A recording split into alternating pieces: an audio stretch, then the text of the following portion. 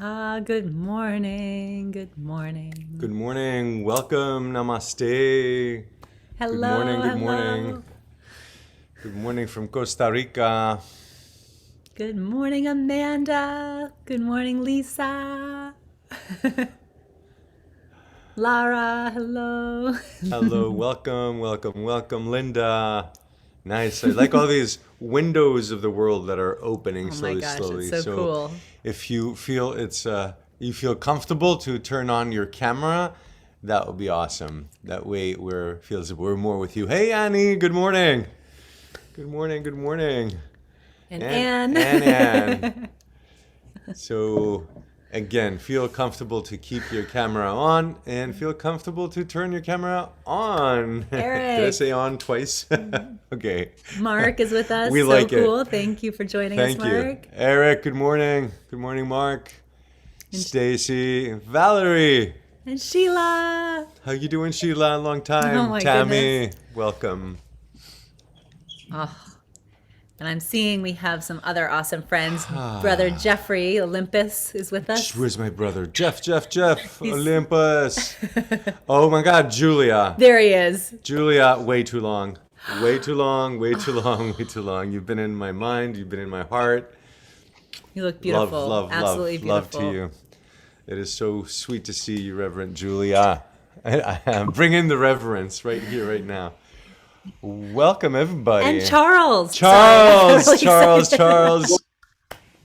Hi, everyone. So good to see you guys. Oh, You so too. much love. And Brother Jeff, we have some mountains here. The mountains here are not too big, but they're The definitely volcanoes might the be. volcanoes. So the power might make up for the height. Well, I've hiked up a few volcanoes actually, Ray. No frost, though. Right. Yeah, Let's make a That, point. yes. Let's make a point to plan. Good yeah. morning, Sure. Melissa. Here. Good morning. It's nice to see you again. It's been a while. So Hi, good. Jeffrey. Good to see you.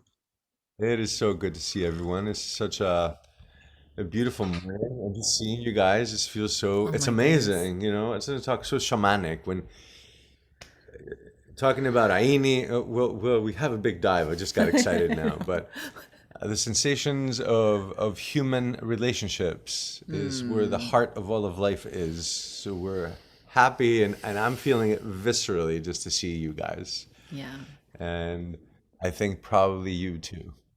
I think Ray and I were talking for about 5 hours yesterday of what we wanted to cover in the hour and a half this morning. So we'll see. Let's have to. We're talking for 5 days. What we're going to be talking about in this hour and a half. So thank you for joining us. We are really, really happy to share this Sunday morning all together in this sacred space. And this morning we were greeted with hummingbird.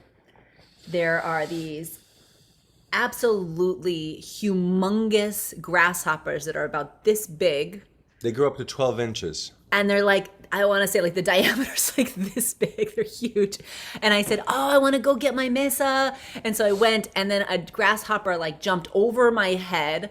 And anyway, it's been quite active here this morning with the animals in the jungle. And I thought it was a bat looking at yeah. you. This thing flew over you. It's I just like got this really still. big. So all sorts of medicine. Good medicine. Let's start with opening sacred space as part of the heart of. Would you like that? Yeah, I would. And would you like your cabanitas? See. You have a little feminine, a little masculine, a lot of feminine, a lot of masculine. So I invite you to find a comfortable seat. Perhaps close your eyes and tune into the airplane in the distance as all problems are flying away. You neatly packed everything that was drawing your attention in that airplane, and you're waving goodbye. And you're waving thank you for all the problems we had, gave us depth, tuned us into our stronger self. And now, as all these problems have gone, we turn, just letting that airplane go away, and we take a step into this day, and from now on, Take a deep inhale. Exhale with a sigh. Say, ah. Take a south.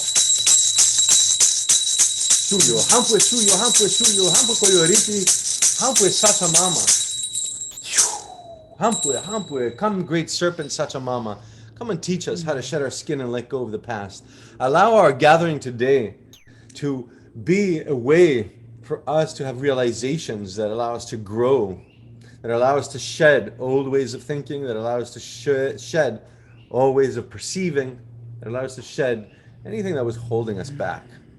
Be here, serpent. Teach us the way of beauty. Teach us the way of being grounded and realistic, pragmatic, and teach us how to feel our feet strong and firm on the ground as you always feel. Mother Earth, belly to belly with her. Be here, Sachamama. Be here, Apu Koyoriti. Horpichai. Horpichai.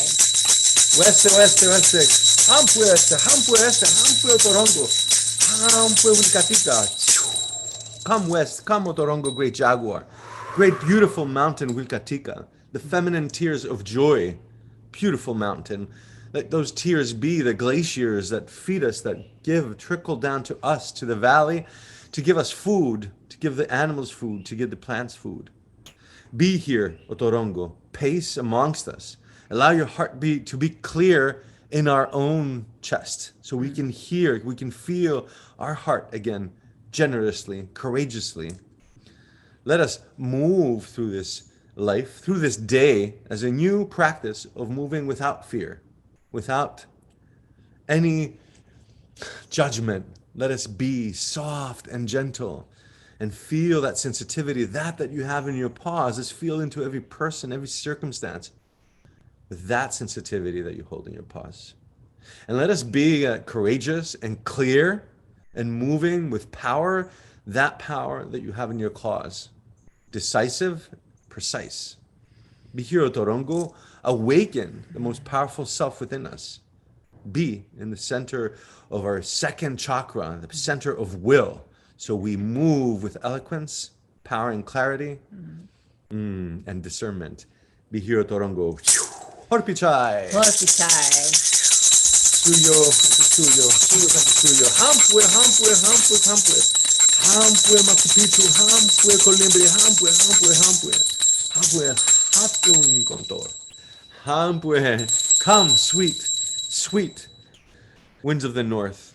Allow that breeze from the north to remind us of our ancestors, our beloved ones that we have recently lost. The long gone beautiful root of lineages all the way back from us gathering today to through 5,000 years ago, gathering around a fire. Let this screen be the fire we gather around with. Let this be the essence of humanity once again gathering around to participate and communicate in community, to participate and communicate with each other, to be at peace with each other, to look at each other gently, softly, with love, with affection, with acceptance, to be fully present in our vulnerability, to be fully present in our effort, to be our full self. Be here, hummingbird, and take us, fly back, allow us to fly backwards. And through all that is going to be heard today, let that take each one of us back to anything that kept us, anything that hurt us, anything that may need healing. Let us flutter around that and bring sweetness to that. And then dart forward, left and right, for today and for today on, to collect the nectar that awaits us. Teach us your way of perseverance, that perseverance you have going across the Gulf of Mexico, flying for 2,500 miles, knowing you will reach the Yucatan Peninsula, the great land of the Mayas and the Aztecs, knowing that you will receive the nectar. May we fly by the Mayans and the Aztecs. May we feel inside us the DNA that resonates with that, to awaken that shaman, the astrologer, the healer. Be here, beloved ones, ancestors, Taoists, shamans of China, sages, shamans of yoga of Peru, of India, and Pacos and Ayahuasqueros, shamans of Peru. Awaken us to what is human and to what is our birthright. Horpichai. Horpichai. Hampue. Hampue. Hampue sakta, hampue, hampue, hampue kondo. Hapun, hapun, konsoe, hantu konsoe, hampue. Come, great condor. Beautiful, beautiful east, where the sun comes from. Beautiful Tibet mountain. Pull us, allow your big body of knowledge, beloved Tibet, your mass, to pull our energy field, to awaken into all the gifts that you have given us. Condor, allow us to rise upward. May we follow step by step the words of the prophecy. May we fulfill what our destiny is in humanities, for the condor to fly with the eagle, the medicine of the south to connect with the medicine of the north. At the times that the Inca prophecy said, at the end, where things are going to be dangerous, the condor will fly with the eagle to rise, to have humanity rise to a new level and a new consciousness. Teach us, condor, how to fly upward, each and every one of us, so we can heal the planet. Teach us how to heal ourselves. Teach us how to rise above and see the greater picture of our own life, and from there make better and clearer, informed decisions. Remind us, beloved Condora, that we are connected with the divine as you are always connected, flying wing to wing with the Great Spirit. Allow our hearts to feel the breeze in our face, in our hair, in our chest. Allow this breeze to be our new aura, an aura that is connected with the divine, that shines love outward fearlessly. Be here, Condor. Lift us all. Horpichai! And reaching down to Mother Earth, either with your feet or your hands. Santa Terra Pachamama, Dulce Mamita, gracias mamitas por todo regalos. Beloved Earth, this holy ground, thank you for holding us. Oh, beloved Earth of Costa Rica, beloved Earth of Greece, of Peru, of the United States, Earth of India, of China, of all nations. You have given birth to so many nations, to so many brothers and sisters, each with their personality, with their culture, with their magic, with their music, with their foods, with their wines. Beloved Mother Earth, thank you. May we dissolve all limited ideas of borders, of colors. May we dissolve all limited ideas of needing to protect something from others. There are no others but one family. We bow to you as we touch upon becoming earth keepers. We bow to you for the gifts that the Karo Nations people have given us that explain to us it is time to unite. It is time to let go of ideas of separations, of difference. It is time to bow to each other's choices. It is time to love each other with each other's choices. It is time to accept all colors, races, genders. It is time to unite in sweetness and return back to you and touch our palms, come down to our knee and begin to listen to you, because you are our home. You are our mother. You gave all the elements, carbon, magnesium, silicon, metal, all the elements. We build our body from the molecules you give us, your clay. We build our body and we move it with all the water you give us. We inspirit our body with the wind and the ether downloaded through our seventh chakra. Thank you, Mother Earth, for giving us our body. Thank you for giving us the food, the fruits, the vegetables, the legumes, the potatoes, the corn, the quinoa. Thank you for giving us all our favorite foods, each and every one of us with our own favorite foods. And thank you, Mother Earth, for giving us a home where we know we will return our body to surrender it back to you, Mother Earth, so you can use it to build more humans, to give more life, using our own body, which will disperse to dust, to use to make animals, to make plants, to make trees, to make beauty. Thank you, Mother Earth. Horpichai. We're lifting above. Intitai ta, Mama Kia, Father, Son, Mother, Grandmother Moon. Thank you for being here. Father, Son, Inti. Thank you for being here, for giving us the light to see, for giving us the spectrum of the colors that allows us, for giving us the beautiful 7 colors Thank you for giving us the warmth. Thank you for giving us the flames that we can burn old contracts with.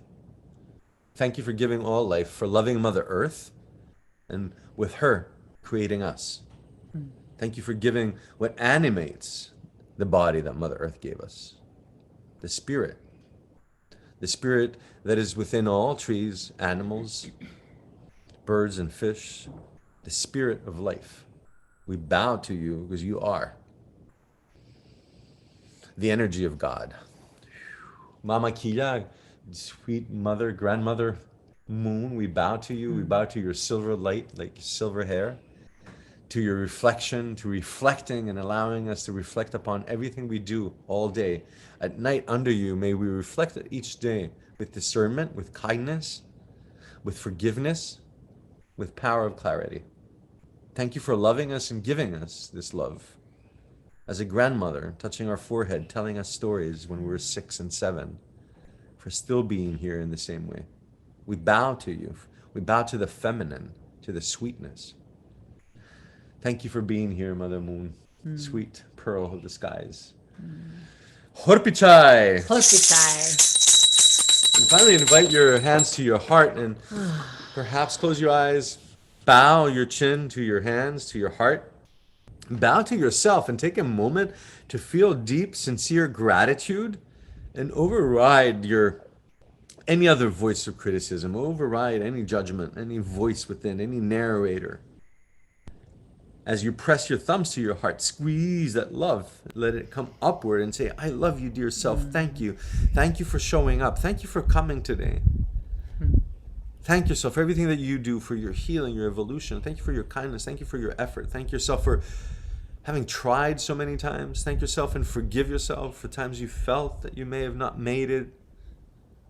Thank yourself for persisting and for being here this morning to connect with lineages as old as humanity. And bow deeper if you wish to, only if you wish to. I invite you to bow deeper to any god or goddess, any saint or avatar, any mythological figure, archetype, any power animal. I bow to Jaguar. I bow to the monkeys that live in our jungle here, and to Hanuman, to Christ, to Krishna, to Mother Mary, to Shakti, to Saint Francis. And gently, when you feel ready, inhale and rise and open your eyes. And a deep bow to you. A deep bow to you. We're grateful that you're So here much today. love. Thank you. We are honored that you're here today. And hey, Bonnie. Medicine men and medicine women are here. Bowing to frog medicine, to awesome shamans. Yeah. Patty. I'm going to go through the list of names. All right.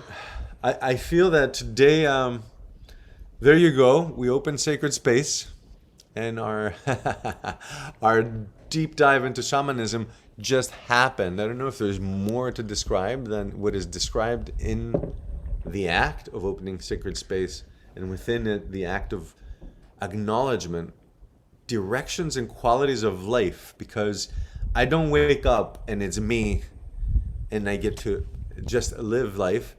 I wake up within. This morning I'm within. Nina and I are here amongst these beautiful boxes of images of you guys being here. Your homes, your energy, your smiles, your curiosity. Some of us a little sleepy. Some of us really awake. Some of us hadn't had coffee yet. Maybe some of us had 3 coffees.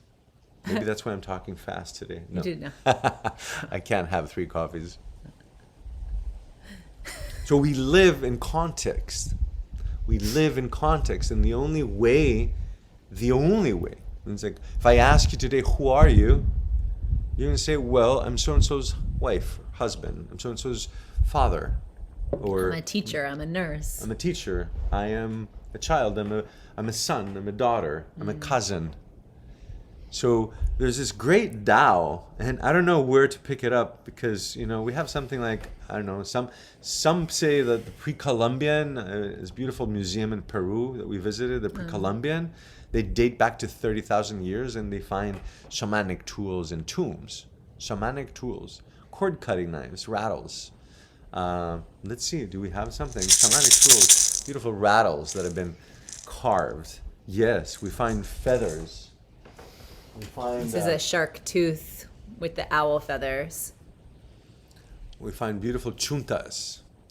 So we go 20 or 30,000 years ago into a realization, and I'm going to pause and say, just like I'm excited, and I have about 1 million things I could say. Since the last 16 years alone, I've been in close relationship with a group of amazing shamans. Don Francisco, Don Manuel, Don Sebastian, Wilbert, Dona Juanita, Dona Bernardina, my amazing beloved Maestro Panduro, and others. These people are specific people that are deeply connected to me, and I'm deeply connected to them, and are deeply woven into what my life is and who I have become. Because I have a relationship to them, I am now a different person than I was before. Let alone, I'm alive now. And I owe my life to them, and I owe my life to them because I didn't expire, and because I've created my everydayness in relationship to all these ceremonies, all these ways of looking. Like, oh yeah, there was a bird, there was a grasshopper, there is so many relations that we live our day by and through. But with all this history and all this humanity, I want to say this, that the title of our workshop today was, what does it mean to be a shaman in the modern world?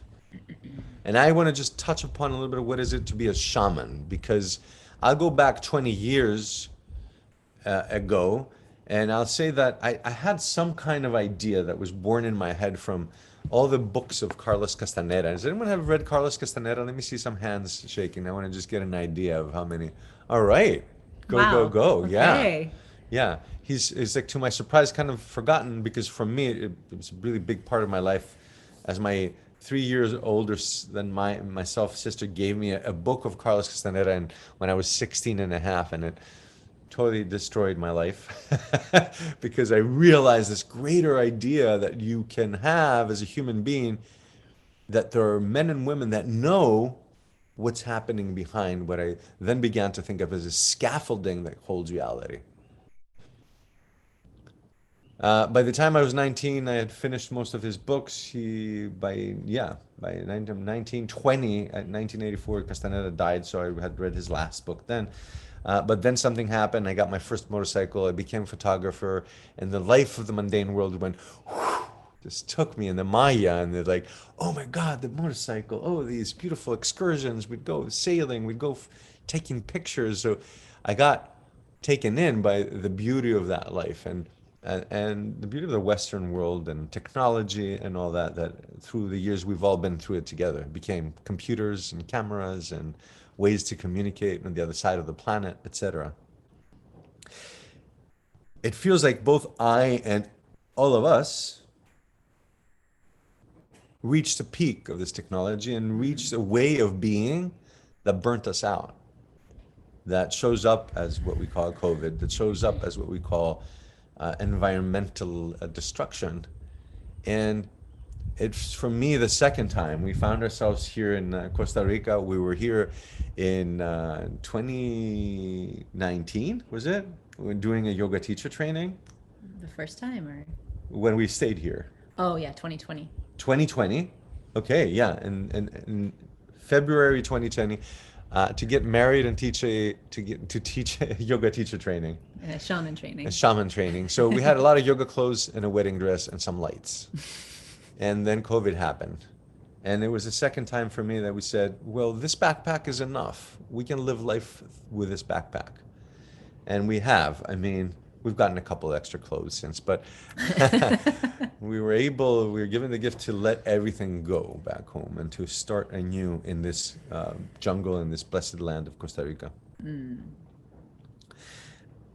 The first time I let everything go and walked away my whole life with a backpack was when I was 39, when I was 40, and I was diagnosed with cancer, and I I was living in Greece as a photographer, and they told me that, you know what, we're really sorry, this is really bad. We've estimated that you have about 3 months to live. So I'm not going to go into the nitty gritty of it because there's just a lot. There's so much to unpack in the story. And spider energy, okay, Mr. Spider. There's a towel there. Someone read up on spider energy, please. Weaving new The patterns. web, the web of life, and weaving a new life. I'll fast forward, and I'm saying this because shamanism is very personal to me.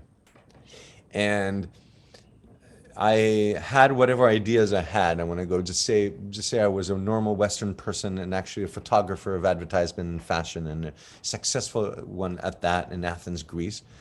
And shamans and magic was something really, really far away. What was closer was these huge lights and cameras and action and fast pace and Vogue covers and billboards of a lot of nothing. A lot of all these things no one really, really needs. A lot of these things that are photoshopped and not so beautiful. But I was in all that, and my soul said, you know what? Enough of this. You're not doing the work you've come here to do. So we're gonna go up, come back, and let's do a take 2 or 22, whatever it was, coming back. So I took off. I went to the States only to pass by, and I'm going to fast forward. It's not about me. Think about this as being you. Think about this as being a Western man, a Western woman. It's like I'm living the life, and everyone says I'm successful, and everything seems to be just fine. But guess who was suffocating?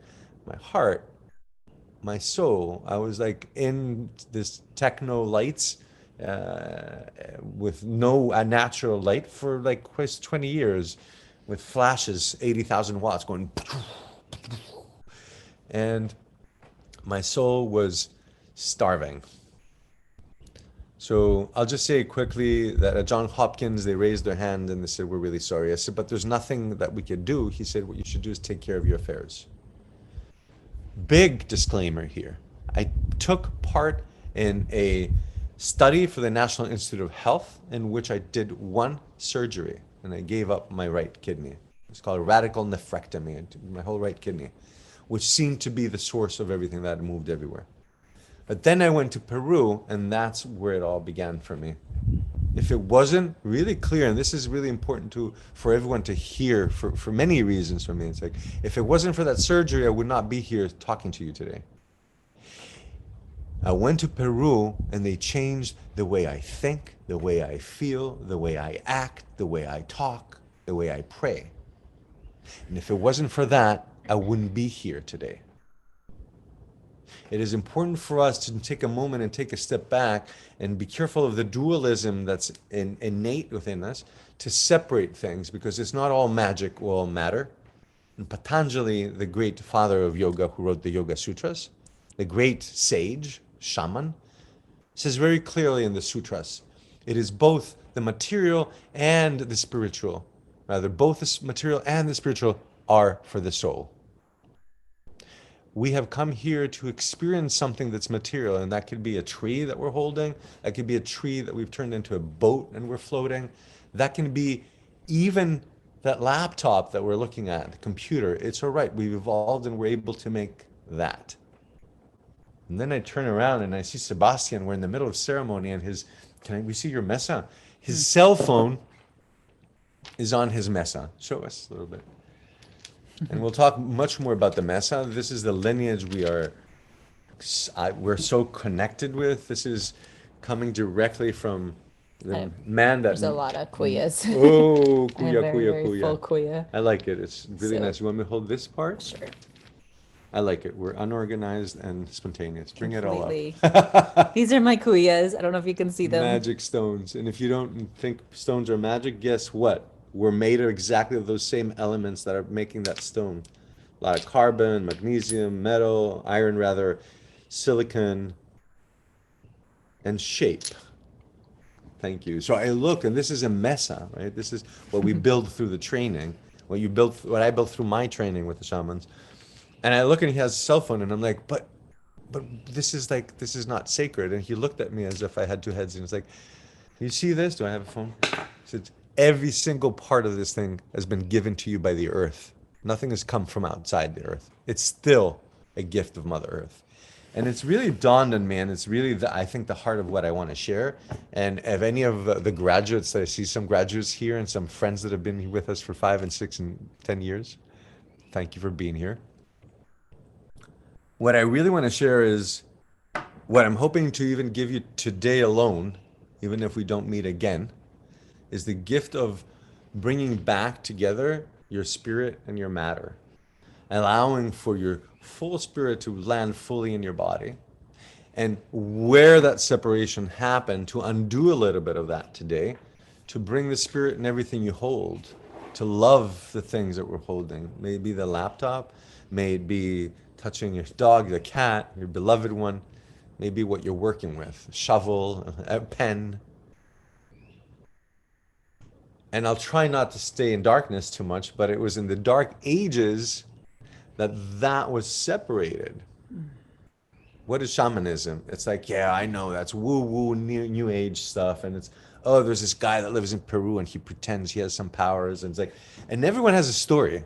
And it's like, if I ask people, it's like, so where did you get your information about shamanism and you have that opinion? Oh, it's cultural appropriation. I know what they're doing. Where did you get the information exactly from?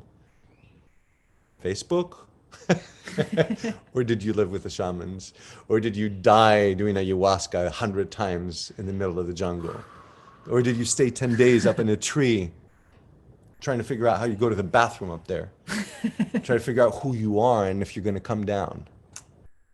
Have you been in the lap of an 80-year-old woman, your head, and she's cradling you and smoking, putting smoke in your face? Grandfather. Have you had the grandfather squeeze any demons of old insecurities? Shamanism is probably not what we think it is. Shamanism is deeply ingrained in every one of us, and it was violently taken out of us in the Dark Ages. And I won't stay there too long, although it's probably worthwhile doing like a whole course on it to understand what happened to us white people. Those people that talk to me about cultural appropriation, we need to turn around and bow in cultural appreciation for yoga that comes from India, for acupuncture that comes from China, from philosophy that comes from Greece, from beauty that comes from Egypt, from all the magic that we all are. Who put up those borders and who said whose is who and who's the one separating? The same people are separating us and putting up borders and more borders of why we shouldn't and why we can't. We're not allowed. We're not allowed. Now we're not allowed because we're not the right culture, or we're not the right this or that. But yet Mother Earth continues to provide nourishment for all of us, and we all have the ability to go out and garden and watch the magic of our plants grow, and the magic of the fruit and the magic of the vegetables. It's all medicine. It's all medicine. It's all medicine, and it's all ours. So just allow all that to be there. And let's just say quickly, in the Dark Ages, what happened is that 3 things were persecuted. Women, the feminine was persecuted. The power of love, the power of birth, the power of sweetness, the power of attraction, the power of intuition, the power of storytelling, the depth of wisdom of humanity is born in a womb and lives in a creation. Mother Earth and the women of this world and all mothers and sisters. They persecuted animals. They said, oh, I love this when someone came up with this in the Middle Ages, because it was a time of big ideas. Humans are the favorite creation of God. Do you know what happens to the spoiled kid in the family? We've seen what's happening. Humans are, I think that was a human idea, so I don't give credit to it, because if I were God, I can give you a list of how the condors fly. That would be that would be my favorite thing. Or a jaguar leaps, or a jaguar purrs, or a cat purrs. Or I would be, my favorite thing as a God, I would make a dog wag its tail. And I'd say, that's my favorite thing. And when I have a cat or a dog, can you imagine that? Have you seen, we have monkeys out here, and we watch them play. They come and nap. Every time at 1 p.m., every day at 1 p.m., they're all laying on the limbs, except for the baby ones that are just moving around still. We have this huge ancient iguana I call Spike. He's like a dragon. He's 6 foot long. And he's a sweetheart. He is such a sweetheart. We're trying to train him to not swim in the pool, but He loves the pool. I think it's his pool. I'm pretty sure it's his pool. And the third thing that was persecuted was magic.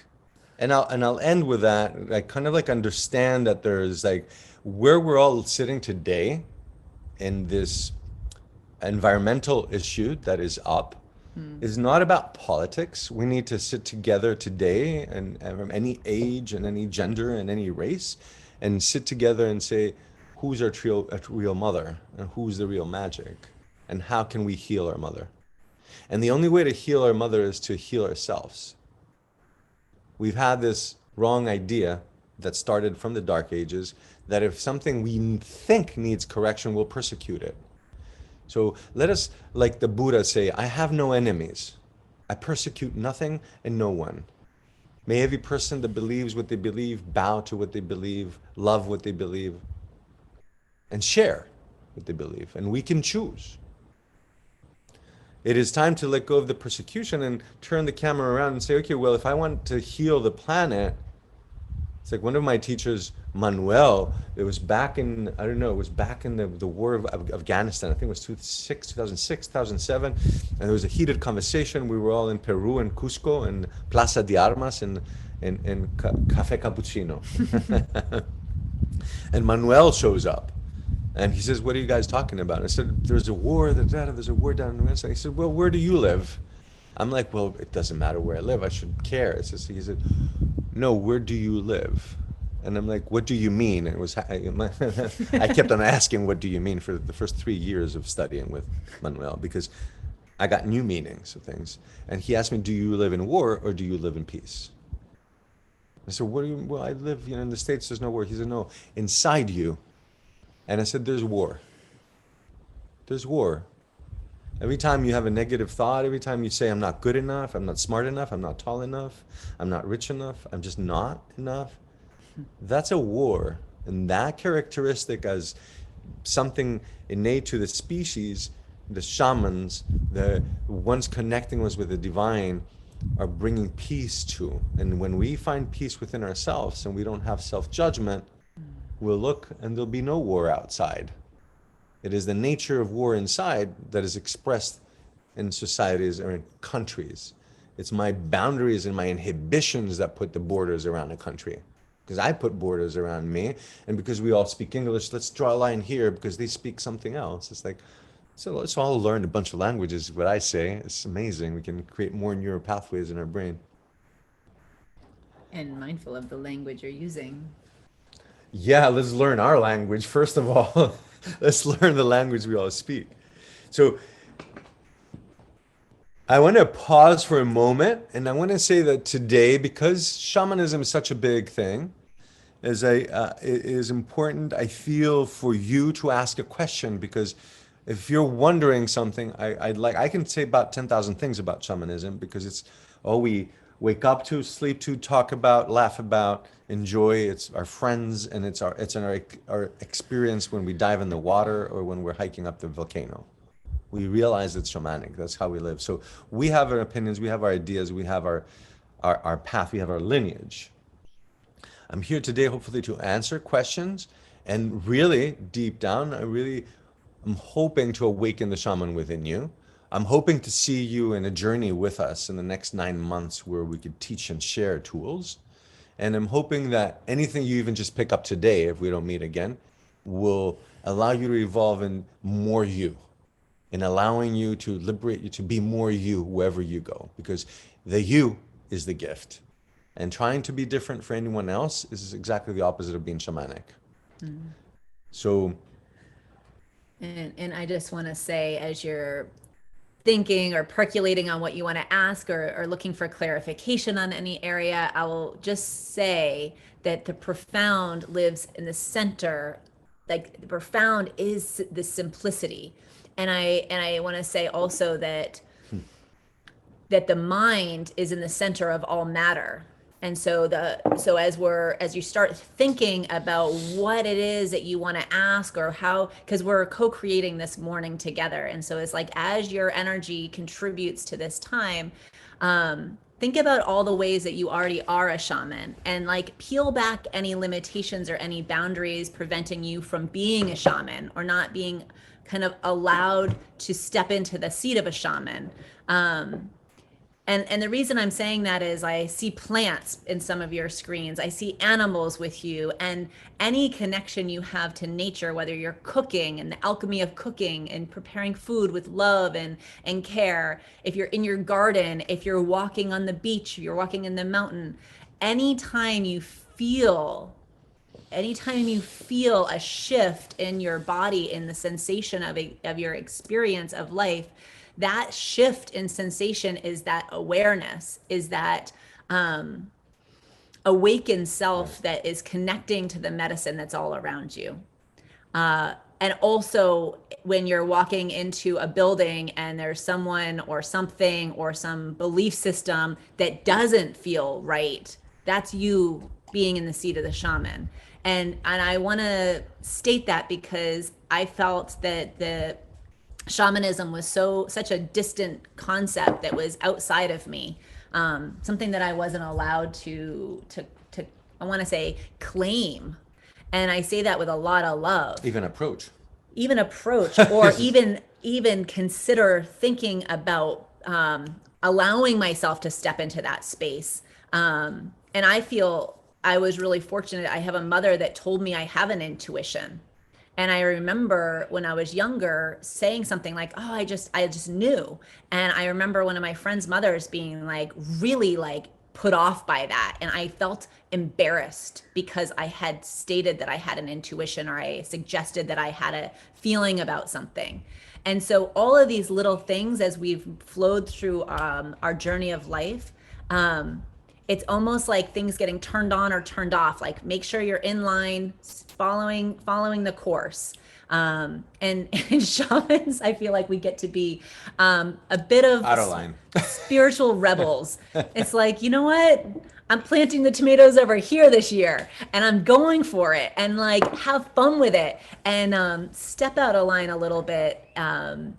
Yeah, and I wanted to say that I saw some comments come through, and I really want to honor.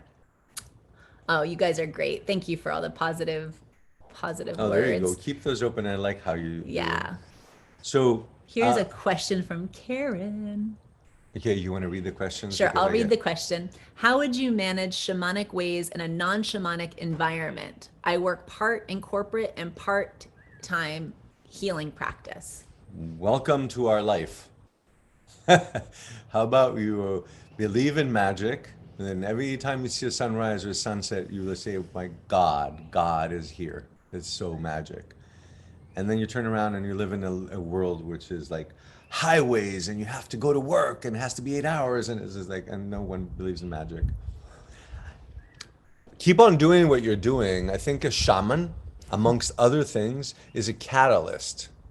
So when you walk into a room, you have an amazing tool. You have your own rattle sitting in the center of your rib cage, and it's going boom, boom, boom, boom, boom, boom, boom, boom, boom, boom. And that rattle is heard in that room from all the other hearts in that room. And that moment that you can walk in, there's two things that can happen. We have the mind, which is awesome, and we have the heart, which is delightfully awesome and magical. When we move into that room that it's corporate and everyone else is like still is under the persecution, that magic is persecuted and highly illegal, and if you even touch it, you'll be burnt, because that's the society we live in since the Middle Ages. This is not a metaphor, nor am I trying to be poetic about it. This is exactly what's happened. Our language, even in our language, like when you hear the word shaman, most people first of all get suspicious. It's like if I say mechanic, you get suspicious. Or doctor, it's like, so let me cover that for a second. I've met bad shamans and wannabe shamans, about 100 of them. I've met medium okay shamans, about 100 of them. And I met awesome shamans, about 10 or 20 of them, like amazing people that not only helped me heal, but helped me see my own self and understand where my things from my childhood and that, my trauma, they really helped me to evolve as a human being. So shamans are like mechanics. You get good ones, you get medium ones, and good ones. It's not all shamans are the same. and feel into it. I think it's a big part. It's like, feel into it. It's just like, what's your predisposition towards that? And maybe that's all we need to do. Maybe that's really what I would like to do today, is just like let go of any predisposition, any, what do you call it, preconceived idea that you had, and allow yourself to have a new idea today. And maybe you say, okay, well, I got to understand a lot more in a deeper way, what really shamans are.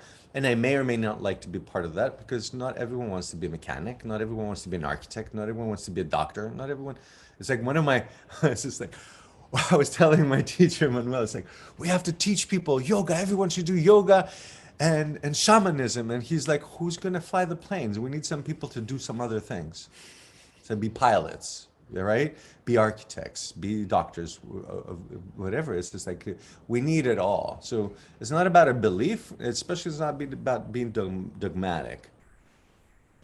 I hope this in some ways answers your question. When you come into that room and there's no one there that has a connection with shamanism because of their culture or because where they were raised, they were like, maybe they never left New York City or New Jersey or Cali. Maybe they hadn't had the opportunity to be in a close to life and death circumstance where they needed someone to heal them, and to have that experience of how another human can really lift your soul up. So maybe they'll catch up. But in the meantime, when you go enter into a room, know that your heart, this comes directly from, we talked about it yesterday, heart rate variability is something we found, Harvard Medical discovered that the distance between each heartbeat is different every time, or the more different it is, the higher rate variability is, the more that person is awakened to what is happening around them. So I'd say a shaman is a person with a heart rate variability as fast as a rattle. As a shaman walks in and his heart is like, and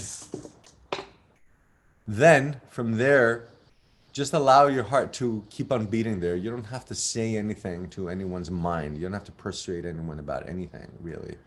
Believe me, yoga and shamanism don't need anyone's defense. They've been here for longer than any one of us, and they will remain here for much longer than any one of us.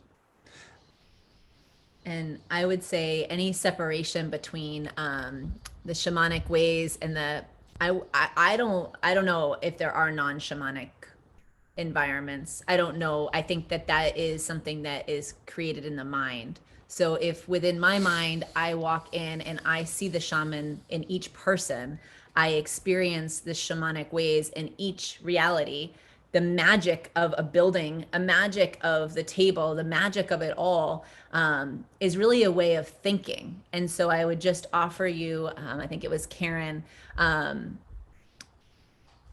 really offer you to shifting the mindset, instead of conceptualizing the separation, allowing yourself to remove that boundary, that barrier between the two worlds, and allow it to become one world within yourself. And that's what Manuel was teaching Ray when he began his apprenticeship. The separation exists within us. The division exists within us.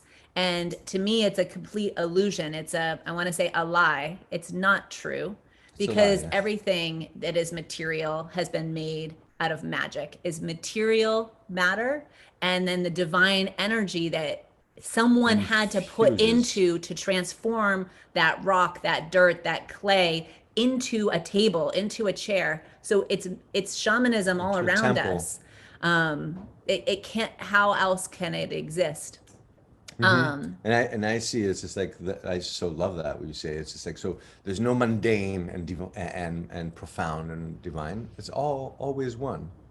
We separate ourselves from the divine, and of course we may walk into spaces where what we can recognize as shamans is the magic in everyone and the potential in everyone, and unfortunately the what's it called, the asleepness of some that are just potentially becoming shamans, but you see they live in the modern world without allowing themselves to be touched by magic, to bring magic more in their life. I'm gonna go through these questions. I don't Absolutely. want to interrupt, but I feel like there's some great. I really, like I said, I do want to answer questions, because I'll just say that because I could say a million different things. Okay. Probably So 10,000. Karen, thank you for launching us into that. And I love the question. It's beautiful. Anne, can you please speak about the Jaguar Path and how you infuse this path with the meridians of the body? Oh my God, my favorite question. I know. That's why I was like, let's go into the questions. I developed the Jaguar. I'll start by saying that I developed the Jaguar Path as I started learning, as I fell on my knees in front of Don Francisco and said, I have cancer, please heal me. I had done my one surgery, but in theory, I was going to need more surgeries. And he looked at me and he said, my brother, I'm sorry, I can't heal you. And it's like, oh my God, my whole heart sunk. It's like, no, you can't, I can't tell you. I went through Mexico. I've been traveling, came down to Peru. It's like, can't tell you how much it took me to get in front of you. And because I had in my mind that you will heal me. He said, well, I can't heal you, but I can train you how to become a shaman and you can heal yourself. He kept his word, and I became the best student on the planet. I just was taking notes, learning, very motivated. And here we are today. Here I am, still here today. And thanks for the surgery, and thanks for the shamanic way of thinking. Because if I returned to being a photographer and living that life that drew me to cancer, I would just go right back the same path. So the Jaguar Path is my appreciation and my contract that I did. It's called Jaguar Path because the spirit of Jaguar in the middle of the jungle in ayahuasca ceremony said, if you want to remain cancer-free for the rest of your life, you have to walk my path. You have to follow me as a Jaguar and create the Jaguar Path. It should be a school that takes 9 months as much as it takes to be born, to be reborn. It should be consisted of 3 parts: serpent, jaguar, and condor. The serpent is the body, and through the body, we clear the meridians, we balance out the endocrine system, we balance out and detox our internal organs, and only in that space, having shed our skin from old trauma, can we actually evolve into being fully ourselves. And I'll come back to that because serpents are the meridians that run through the body, and that's where we practice it. For many years, if you guys seen the Jaguar Path for the last 13, 14 years, it's been yoga and shamanism, and it's absolutely yoga and Tai Chi Qigong with Nina's mastery of Qigong. We've taken this dive in these last 4 years, practicing deeply and opening the meridians and understanding the deep magic that's happening in the physical body. The Jaguar said then there's the middle 3 months, which is Jaguar, which is about Jaguar being on the top of the food chain. Jaguar, when the Jaguar prowls through the jungle, she never turns around and says, is someone coming behind me? I mean, that would be silly to follow a Jaguar. It'd be something we have done, actually. We have gotten out of the car and run behind a Jaguar to get a closer look. But it's just us. Time for a story for another time. A story for another time. But Jaguar not having fear teaches us to think with no fear. And guess what was planted in our heads and in our hearts when we saw so many people, so many beautiful women and men put to the fire because they were called witches? Because they said, look at these flowers, they can heal. Look at this chamomile, it's good for your stomach. Look at the mint, it's good for your lungs. It's They like spoke to their big cat. deal. Yeah, you're talking to your cat? Yeah. Anyone talk to their cat or dog? Let me see. I think I definitely do. Just make sure there's no cameras looking. And then the third trimester of the Jaguar Path is Condor, where we rise above and we connect with our soul, because Condor teaches us how to fly wing to wing with a great one. And there we learn how to offer shamanic healing sessions. We gather all the tools that we've learned. We learn how to structure what we call a shamanic healing session protocol, minute to minute to minute. In the 9 months, you will be given so much information that will change the way. And I'm gonna come and ask back after I finish the sentence to see if some of you over here that have been with us to give me an answer or an idea if you want to chime in. But what happens through these 9 months is that we start to think differently, act differently, especially react and respond differently. Mm-hmm. And yeah, we have 18 shamanic tools that we could actually help someone going through a difficulty. Shamanism is magic, not in the sense that it's superhuman. Shamanism is magic because it is human. When we have an ailment, it's good to have Western medicine, and it's good to have Eastern medicine. It is time the condor and the eagle fly together. Mm-hmm. Who has in one sentence that would like to chime in from anyone that's taken the training with us? Who wants to give us one sentence? I know I see big smiles. I want to see Julia. Amanda's lifting her hand, but you're current, so I want to see someone from last. I mean, you've taken it, and we'll definitely ask Amanda to in a bit. Julia, would you Thank like you. to say something? Would you like to unmute yourself?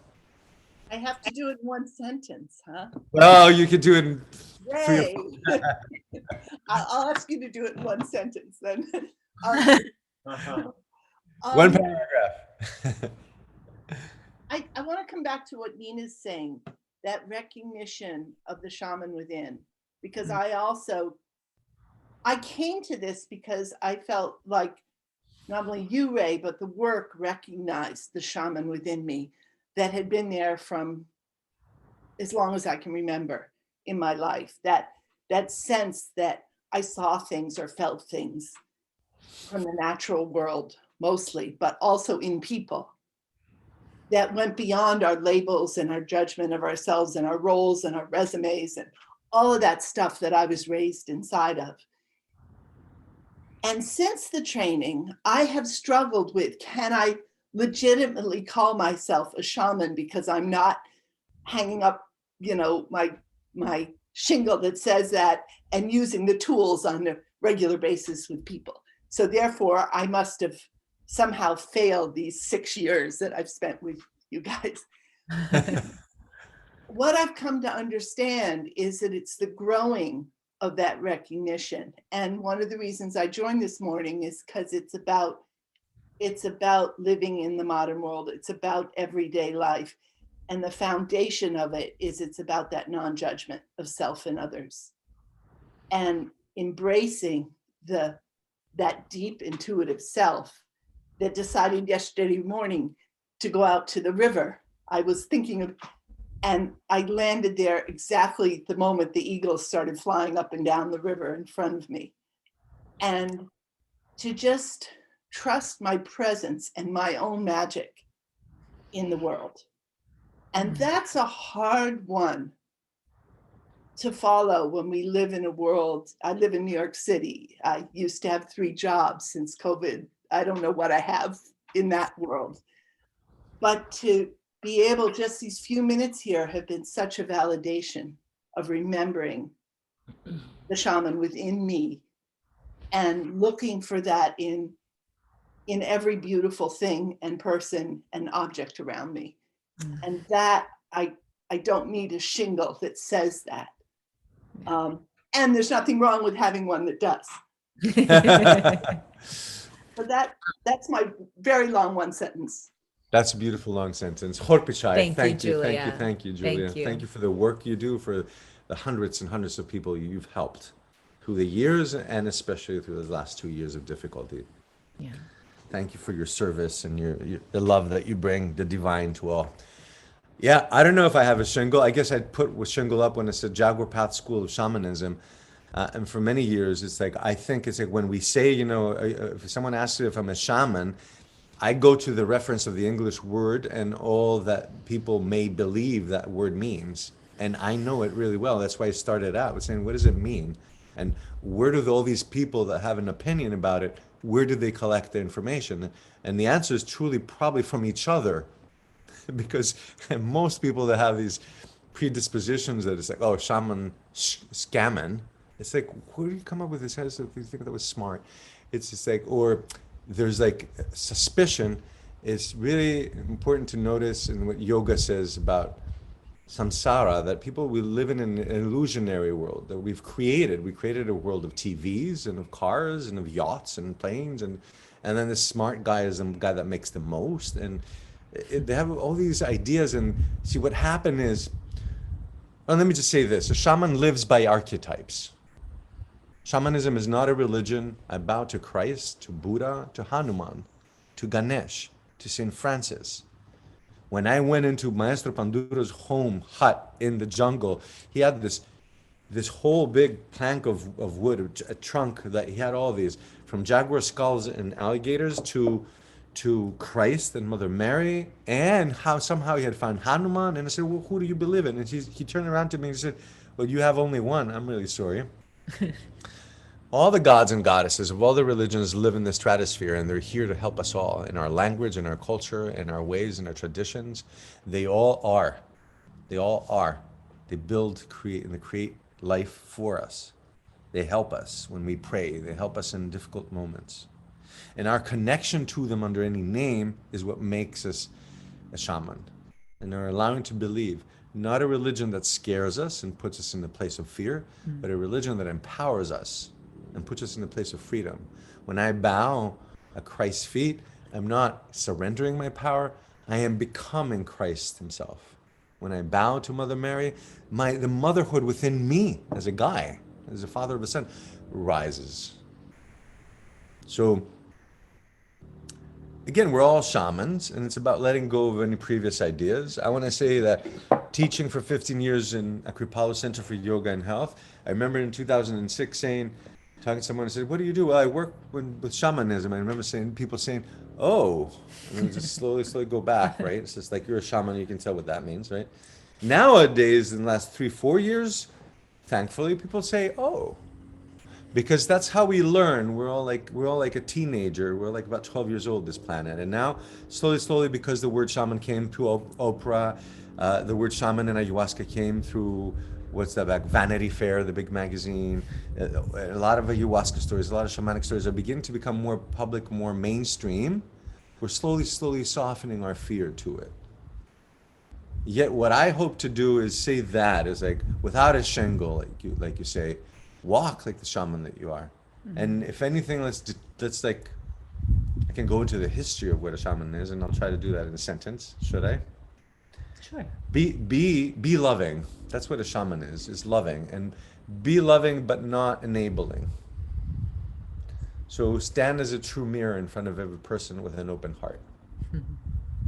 I'm going to give it to questions, and I see Valerie, we've had a beautiful year, this last year together, over probably a year with all in all, from the training to other workshops.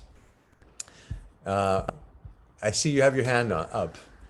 Yes, thank you. Question, comment, go ahead. Yeah, thank you.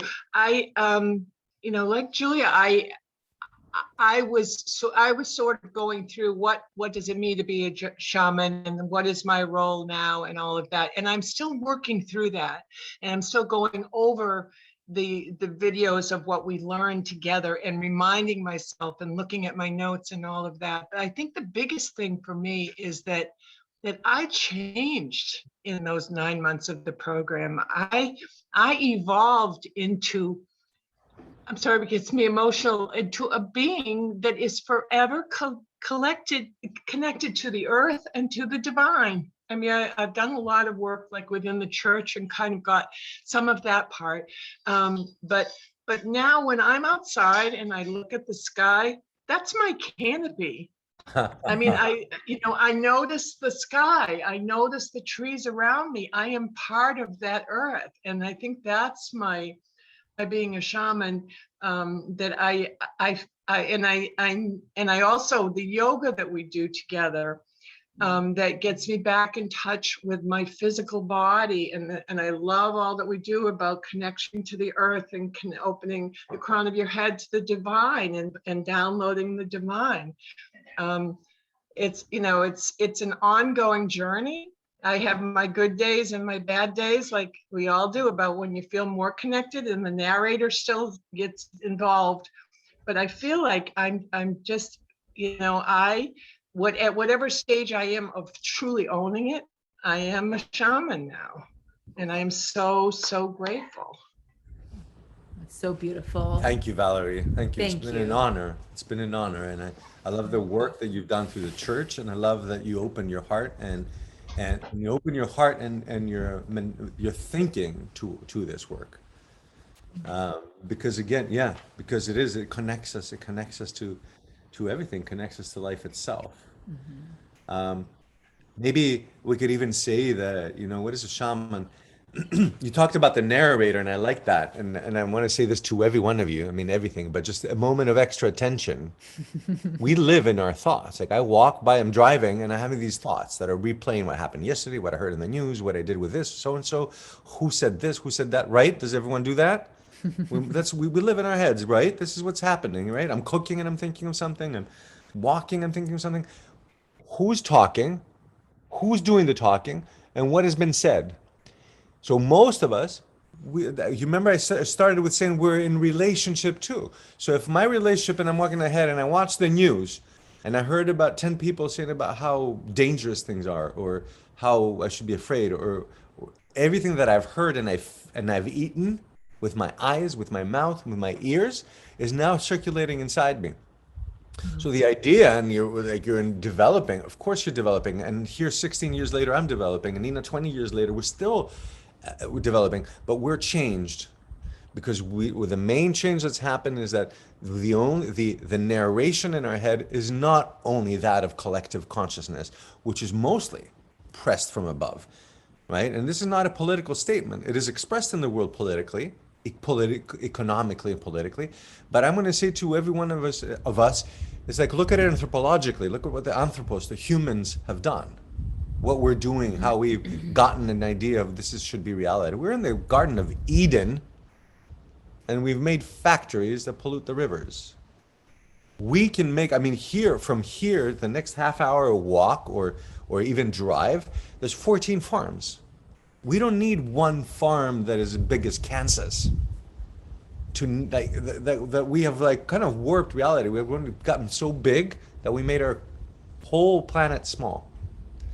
So to stay though to what I said, watch this. It's like, so I walk my day and there's days that are good, Valerie, you nailed that. And there's days that are bad. There's days that have challenges. There's days but now I have shamanic thoughts and archetypes. So before I was like, when something would happen, when I was a photographer, I would say, well, what do the other photographer do? Or what a politician would do? I didn't have things to draw from to sustain me psychologically. Now, many of you that have known me for years, you remember I lost my father last year, who was dear to me, right? Mm-hmm. I was held by shamanism. We did fire ceremony. We've done a shrine for him. We did so many offerings, so many gifts where it became beautiful. This loss became beauty. It didn't become a big gap. It became a big part of now we're connected even more with the spirit world because he's there too. So becoming a shaman says, I'm becoming to become more real, and I'm becoming, I'll tell you what it means. It means only one thing, that I'm discerning the fact that I have two voices in my head. Or more, but there's two sides. But everyone agrees, shake your hand if you have two voices in your head. At least. Or more. Okay. So Patanjali in the Yoga Sutra says, now begins the practice of yoga. This is the four first stanzas. Now begins the practice of yoga. After 20-some years, I'm realizing what this means. Now begins your attention. Yeah. Now I'm going to pay attention. I begin to pay attention to breath. Let me translate that too. I'm inhaling God within me. Breath takes over the mind and calms it. There's a state of meditation. Fourth stance, now the shaman finds her seat. So when I understand that there's two voices inside me, and one of the voices is the collective consciousness, that's wrong, don't do that. Everything from school, that finger or that ruler. I went to Greek school, there was a ruler, they would hit our hand if we didn't know the answer, or they would hit it on the desk. That scared the shit out of me every time, excuse my French. It'd be like, they push that within me, right? So thank God for Pink Floyd later, like, we don't need no education, right? That helped me a little bit. But I've realized that I have a voice and I have thoughts, and these thoughts are built from all the ideas that I've gotten from the collective consciousness, which is post-Dark Ages, fearful thinking. Better behave or else you'll be arrested. Better do this, better do that. Better don't dare. Don't be different. So now I have this other voice and say, you're always forgiven. You're always loved. You're a sweetheart. You're 7 years old, Ray. You're a 7-year-old child that lives within, and you should be loved and held by Grandmother Moon. Will always love you like that. And then that part of me is like, okay. Yeah. Then I can build up the 14-year-old within me and say, yeah, I want to be adventurous. I want to swim. And then I can build the 57-year-old man that I am now and say, yeah, you know what? this is what I believe, guys. And I know some of you are going to join us this year and we're going to go on a beautiful path. And I know some of you are not. And that's beautiful because we all walk a path and it's everyone's path is their choice and it's awesome. And I will tell everyone every day that sunset and sunrise is magic. The water of the ocean is magic. And if you're not feeling it, you're missing out because this is so awesome. This life thing, even the difficult day I lost my dad, even the difficult day I hit my foot last year and I had my foot up for 6 months, I couldn't do yoga. I felt miserable. That was magic. That was teaching me. I was going through. So I think what changes is that we have new ways of thinking, right? Because, and also amazing tools to cope and to deal with. And actually, we've come into a place that I feel, and I bow to the magic not being mine or Nina's, it's not ours, it's human, a way of being and thinking where things fall into place magically, where we walk the synchronistic energy lines. And I'm gonna. Oh, I see two hands. I want to reach out. I just I saw would- Bonnie. Bonnie! Sorry, Yeah. I give it to you. Yeah, I want to just before we dive in, Bonnie, just one moment. Go in a sec. Yeah, thank you. I've been really wanting to say this.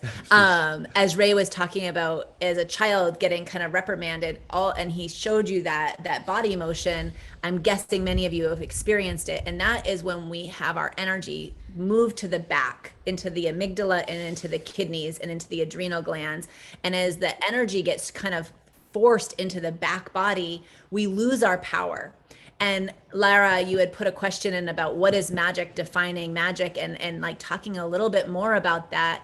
When we are invited, when we allow our energy to be invited into the front, like Ray was saying, it's like nourishing that younger self as the energy comes into the prefrontal cortex, into the heart space. Now we have our energy forward, and whatever we bring our attention to, we get to witness magic. All things we bring our attention to. Think about when you are multitasking and you're trying to make dinner and your attention is not on dinner. How does it turn out? When you're able to bring all your love and your attention and you've got music on and you're in the sweetness, what happens when you make dinner, right? How about a plant? If you are super, super busy, what happens to the plant when you don't bring your attention to it? Same as a relationship. And so I'm using those examples because I feel cooking and gardening, these are areas like my mom knits and crochets. It's like amazing what she creates, but it's what she's putting her attention to. And so as you're surrounded by these beautiful plants, Lara, to me, that's the magic. That's an extension of your energy shared with the energy of that plant. And together you're co-creating this environment that they get to live in, that you get to live in. And to me, that's magic. Just like a fire, you put your attention to starting a fire, you have to tend the fire. If you don't tend the fire goes out, or worse. It goes. And so I just wanted to touch on that. And I really want to hear what Bonnie has to say, and Sheila. And so thank you. And I appreciate your patience, Bonnie. Thank you. Oh, thank you. It's just, I'm supposed to be somewhere at 10:15, so I have to go really quickly. It's really lovely to jump into this again. I've done the Jaguar training twice because I couldn't help myself. It was so lovely. And I just want to say I've studied a lot of things beforehand, and everything that we did in Jaguar Path just elaborated on what I had already learned. It strengthened what I had already studied. But, you know, I want to say to those people that are still wondering, should I do this? Should I not do this? Is that I want to just tell everybody, we had so much fun. We laughed, we cried. It was just so heart opening and so fulfilling all the time. And it brought such, you know, such joy and meaning to my life. And no, I have not hung out a shingle. But there are these moments like, I don't know, like I'm in something and a friend of mine comes in and she's just like all shattered. And it's like, it's just stand still. Let me just brush you off for a minute. A simple little thing in the bathroom of a hotel. I just brush you off a minute. And suddenly she feels better. So there are these little practical things that you can do even in spontaneous moments that will really help other people and contribute to other people's lives, even if you don't formally, hang out the shingle, as I think Julia said before. So listen to your heart. If your heart feels that you're pulled, then just trust it. That's what I would say. That's how I came. My heart just felt pulled, and I was like, yes, listen to where your heart pulls you and trust that and go with it. So blessings on you both. Thank you, Bonnie. I have to Bonnie, turn. thank you, thank you, thank Mwah. you, thank you for everything. Yeah, That's great. awesome, awesome. That is awesome. Thank you for your truth. All right. Who else is he? Sheila. Sheila. Hi. So, well, first of all, I will see you next Saturday. I can't wait for the 9-month training. I am so excited. Second round. Let's do Yeah. this. So, but my question is this, Ray, I've heard you tell your story about having cancer and going there and finding the shaman and asking them to help, and them saying, well, we can't, I can't help you, but I can teach you how to be a shaman so you can heal yourself. So, and yet at the same time, we're going to be learning a lot of tools to help. So I guess I'm a little bit confused about, on the one hand, the elders are saying that they can't help you, but they can teach you how to help yourself, but yet we're going to be learning tools to help others. So I guess I'm a little bit confused. That's an awesome. Thank you, Sheila. That's an awesome question. So I'm going to start with, first of all, that the moment that Don Francisco said that to me was the first moment that someone gave the full responsibility of my health back to me. And that's why I repeat that story. That's why I repeat the story. The tools themselves are healing tools or healing mechanisms that I've learned. Like Bonnie said, it's like someone comes in their shadow, they were a breakup or they lost someone. I have ways to help them overcome it. But the whole idea, and especially with dying, besides, of course, again, having had a surgery, the fact that I started changing my chemistry, because becoming a shaman meant exactly that. Like Valerie said, I'm changed. It changed me. So what does that mean? It changed my biochemistry. It changed my endocrine system. It changed what was secreted in my blood flow. This is mechanical stuff that we're talking about that consists of real life. What am I secreting? My adrenals always pumping with fear, and if I have cancer, it's going to give fire to that cancer. And once he got me out of this place, he said, no, you're not powerless. I can make you powerful. Then I started with the tools and with the fire ceremony and with clearing out chakras and with rattling out old stories and bringing in the Jaguar. I walk with the Jaguar. Do I know that it's metaphorical? I know it is metaphorical. But let me tell you something else. Everything is metaphorical. Everything is a metaphor. And I really walk with the Jaguar. Right? I mean, here we were, was it 4 years ago, and said, well, should we bring the Jaguar Path? Should we come and live in Costa Rica? Maybe we need a sign. And that same afternoon, a Jaguar walks right in front of our car. It's just like not 20 feet in front of us. It's like, okay, I walk with a Jaguar. Right? And you know what? We walk with the things that we choose. So really good question, Sheila. So there's the two part of it is like the tools are amazing. And that's why Carl Jung adopted a lot of these tools. You see the Carl Jung in his how he progressed and really evolved psychoanalysis, he brought some of these tools in. The tools are ancient and always work on us, like watching, an old pain. You can write it down and then put it in the fire. The mind is watching. I burnt that old story, and your subconscious now knows it.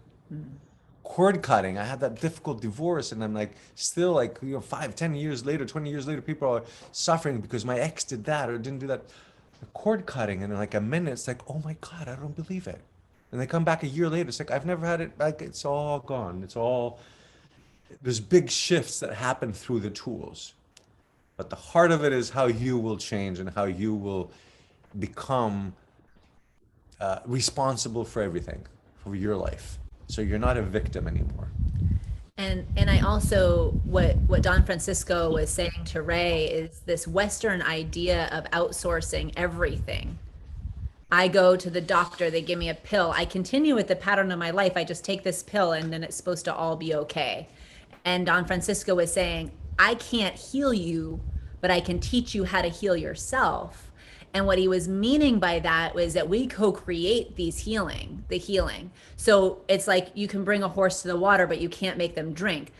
I am not going to have, oh, my brother's, I'm just making something up. Oh, my brother's really upset with his, with a friend or something. And he tells his friend, you have to go see my sister. But the friend doesn't buy in and doesn't believe in any of it and thinks it's crazy. Do you think the healing session is going to take? No way.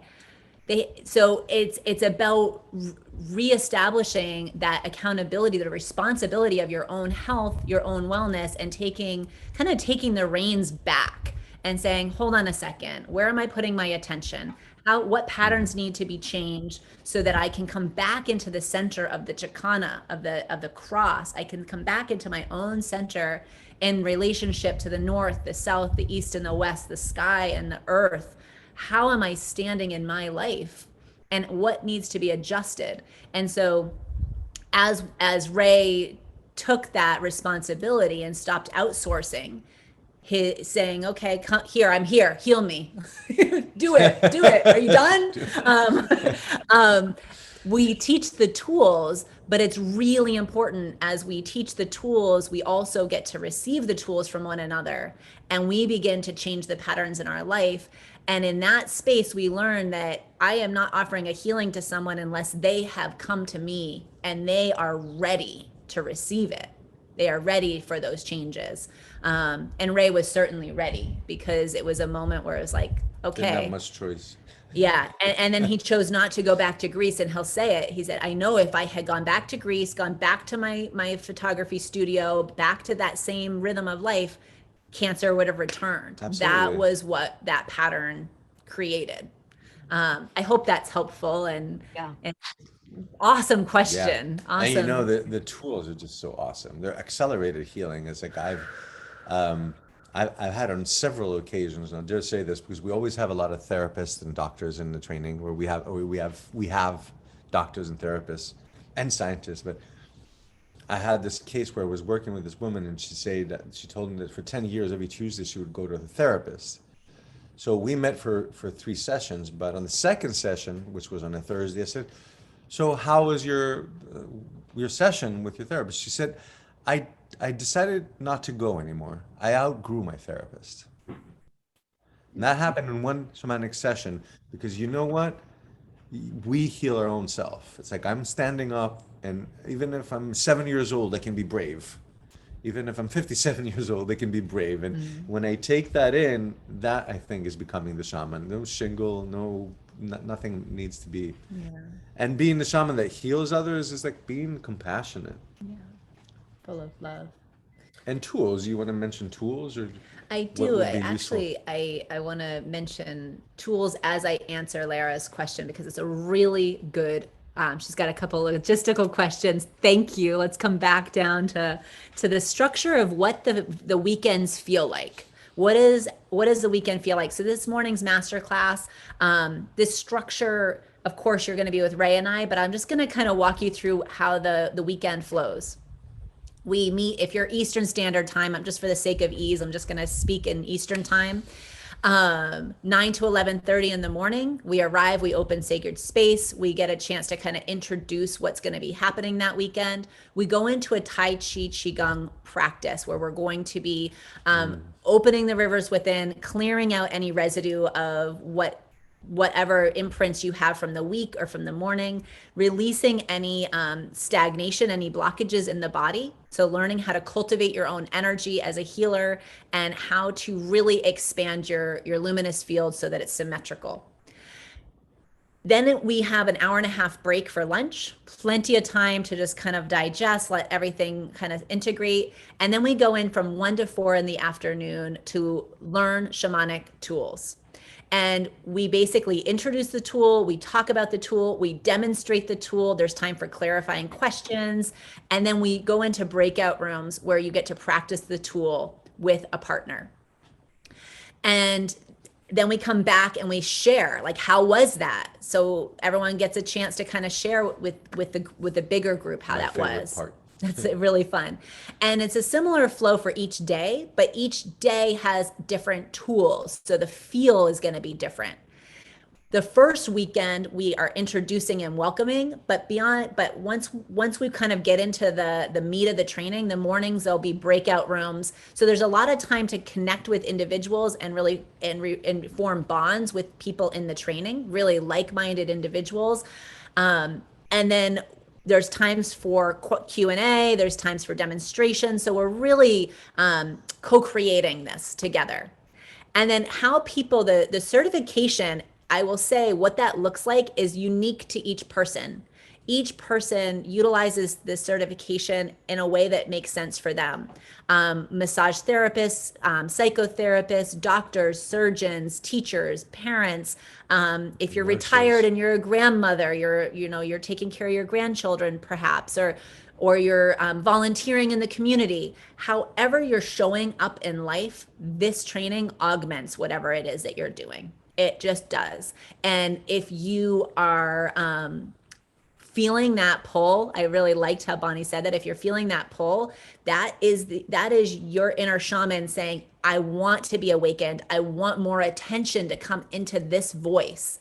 And the voice of the shaman in the ancient texts and the ways that the sages voiced it is the thinking mind's volume is louder than the shaman's voice.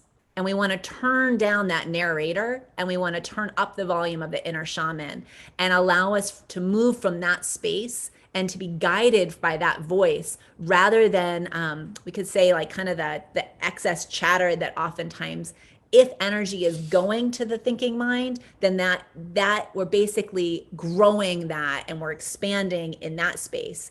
If we release the energy from the thinking mind and we guide it into our heart, then we're able to awaken and really nourish that part of ourselves that for so much of my life wasn't able to be expressed fully. And I feel, if I may just say here, is that what Nina just said, she is actual. It's not an idea. Well, get out of your head. Let your heart lead you. These expressions belong there because there's true. We have electricity. In electricity, if I say electricity go to my left hand, I can do this. It hasn't gone to my right hand, right? It's gone to the left hand. We actually move the electricity to different places of the body and turn on different parts of the body and different organs. Every organ is working at the same time, but there's more attention. So we could actually bring more attention here. And I'll just say this, that 60% of the heart cells are neuron cells. They're thinking cells. So to be more here doesn't mean to be more loving, like Christ, like Buddha said, but it also means to be more emotionally intelligent and actually more aware of things unsaid and unseen, felt. Every single person almost mentioned intuition and how intuition is like, we have intuition and it's great if we turn it on because we could live a better life. And I'm just really wanting to answer these logistical questions because I love what you're saying.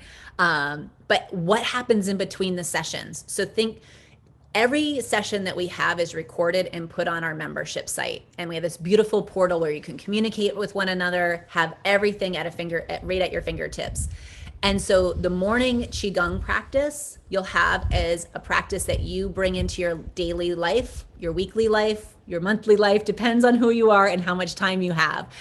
Some of you are going to go in and say, okay, that first 15 minutes of the warm up, I'm going to do every day. And so cool. The hour-long practice, I'm going to do once a week on Sundays. And that's going to be up to you to decide. Some of you have more time. Maybe you do the hour practice every day. The tools that we teach you in the afternoons, the shamanic tools in the afternoon, you're going to be reaching out to one another and setting up time to connect, to practice. And you're also going to have an opportunity if there's people in your life that are saying, yeah, you say, oh, I learned cord cutting this weekend. Someone's like, they have no idea what cord cutting is. They're like, I need a cord cutting. And you're like, okay, I can't even tell you. It's an awesome I was community. nervous. I remember when I took the training, he said, Ray told us that my group, Julia was with me, try to get some practice in between now and the next session. And I thought, how am I going to find people there? I'm practicing. I'm a complete imposter. I don't even know how to do this. I had 10 different people from totally different parts of my life.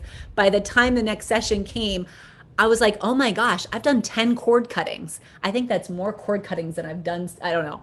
But it's an opportunity to practice. And then you come back to the next session and you're like, I did 10. And someone's like, I didn't do any. Oh my gosh. Since So, last okay. session, my whole life has changed. And I didn't get a chance to practice at all. And we're all like, awesome. It's okay. Totally okay. So there's no shaman police in our training. It's all whatever arises for you. And what's really nice is if you have to miss a morning, an afternoon, an entire day, or an entire weekend of the session, of the course, you have the recordings waiting for you. So when life allows for you to access and connect with the teachings, you connect with the teachings. This is really, we designed this to really meet you where you're at and to really make it accessible to as many of you as we possibly can. And I will say every year it evolves and every year it gets refined to the next level. So we're in it together. This is definitely, I'll keep saying we're co-creating, and that is the way of shamanism. It continues to evolve, and there's certainly no stagnation. I want to say that that what has entered into my life, and maybe you felt through everyone that spoke that's been in the training, even more, is a way of reverence, of understanding reverence in life, and that's really changed my life and the way I walk and the way we talk. I want to say a big part of these tools come from the Keros, who very early on, Francisco said to me, you have to start teaching. You're selfish if you don't. We're teaching you this so you can teach it. And I'm like, well, I'm white. I'm like, how, and how am I going to teach this? And he said, teach it in English. It is time for the Kero Nation people and the Earth Keepers ways of being to spread throughout the world. They kept all this knowledge of ceremonies and healing hidden up in the Andes. When the conquistadors arrived in the Sacred Valley, they took off and they went up to 16 and 18,000 feet. They've come down in the 60s. And now is when they're giving all this energy and they're pushing us. And I've been pressed to teach. I've been honored. I've been initiated. I have the blessings, and there will be times that the shamans will visit us on the beginning of each trimester, session 1, session 4, and session 7. And just to know, because there's this other new fashion thing and words, it's like the essences of becoming more you. Yeah. And I love the humbleness of everyone that spoke. I said, I'm not putting up a shingle, but I feel I'm here more presently. The tools really change the way we view even the trauma that we've actually had. And it is, for me, looking back at traumas that I had as a teenager, or the scare, how scared I got when I was 40 years old and I had a 2-year-old son and I was going to die. I got scared. But looking at all this, I look at this today as the biggest gifts I receive, because I understand the traumas that I've had have given me depth. And if I hadn't had them, I would be more on the surface and I wouldn't understand others. It's really clear from the Keros and from our teachers that it is the pain that you've lived that gives you the depth to say, I understand you, my sister, my brother. I know, I've been there, here. It's my turn to help you because someone else helped me. Mm-hmm. Even if they helped me, help myself, right? Different methodologies. Yeah. There's 18 tools, and every tool addresses something that you have come across, a difficulty, a moment with a work with someone, or a breakup, or a loss. These tools work on humans. It doesn't matter if it was 5,000 years ago or now. We're still the same. We're human. We're a species with specific characteristics and ways of being, of a specific psychology, if you want. So beautiful. I feel inspired because as we're talking about the shamanic tools, I'm inspired to just guide everybody as we begin to close our time together. I'd like to guide everyone through clearing the thinking mind and just allowing the energy to return to your heart. So I'm just going to back up so I have space. Wherever you're at, if you'd like to just kind of root down your sits bones, or if you're standing, root down through your feet. And when you're ready, take a nice full inhale, let your arms sweep all the way overhead. And you're gonna let your palms press up towards the sky. This is called propping the heavens. And take a deep breath in, get nice and long and tall. And as you exhale, turn your hands in slow motion. Let your hands flow down the front, right down the center line, clearing the mind. Feel a wave of calm wash over your body as we guide the excess energy of the mind as you pass your heart, guiding the excess energy of emotion. Allow all of this energy to return to your lower abdomen, your energy storehouse. And let your hands rest on your lap. Let your eyes soften or close.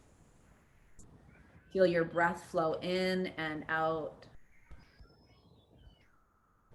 Sam. And for a moment, feel all that you heard this morning begin to integrate.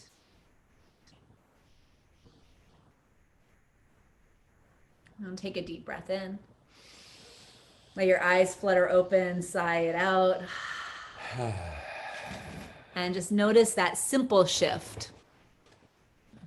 Thank you. Thank you. We wishing you a beautiful day. You Yeah. have blessings, and throughout your day, may you receive all the gifts, and may you be love for everyone that you meet. May you be a healing power.